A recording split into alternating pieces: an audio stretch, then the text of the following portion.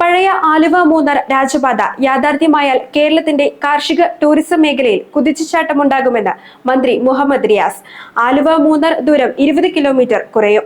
Antony John MLA സബ്മിഷനുള്ള മറുപടിയിലാണ് മന്ത്രി ഇക്കാര്യം വ്യക്തമാക്കിയത്. ഹൈക്കോടതിയുടെ ഉത്തരവിന്റെ അടിസ്ഥാനത്തിൽ വനംവകുപ്പുമായി ആലോചിച്ച് തുടർ നടപടികൾ സ്വീകരിക്കാമെന്നും മന്ത്രി വ്യക്തമാക്കി. ആലുവ മൂന്നാർ രാജപാത പുനർനിർമ്മിക്കണമെന്ന് ആവശ്യപ്പെട്ടാണ് ആന്റണി ജോൺ MLA നിയമസഭയിൽ സബ്മിഷൻ അവതരിപ്പിച്ചത്. ഇതിനുള്ള മറുപടിയിലാണ് ആവശ്യത്തെ പിന്തുണച്ച് മന്ത്രി മറുപടി നൽകിയിരിക്കുന്നത്. രാജപാത യാഥാർത്ഥ്യമായാൽ കേരളത്തിന്റെ കാർഷിക ടൂറിസം മേഖലയിൽ കുതിച്ചുചാട്ടമുണ്ടാകും. ആലുവയിൽ നിന്ന് മൂന്നാറിലേക്കുള്ള ദൂരം 20 കിലോമീറ്റർ കുറവുണ്ടാകും. ആദിവാസി ജനവിഭാഗങ്ങളുടെ ഉന്നമനത്തിനും രാജപാത സഹായിക്കും എന്നിങ്ങനെയാണ് മന്ത്രി മുഹമ്മദ് റിയാസിന്റെ മറുപടി. രാജപാതയുമായി ബന്ധപ്പെട്ട വിഷയം ഹൈക്കോടതിയുടെ പരിഗണനയിലാണ്. ഹൈക്കോടതിയുടെ നിർദ്ദേശപ്രകാരം റോഡ് അളന്നു തിട്ടപ്പെടുത്തുന്നതിന് ഹൈലെവൽ എക്സ്പേർട്ട് കമ്മിറ്റി രൂപീകരിച്ചിരുന്നു.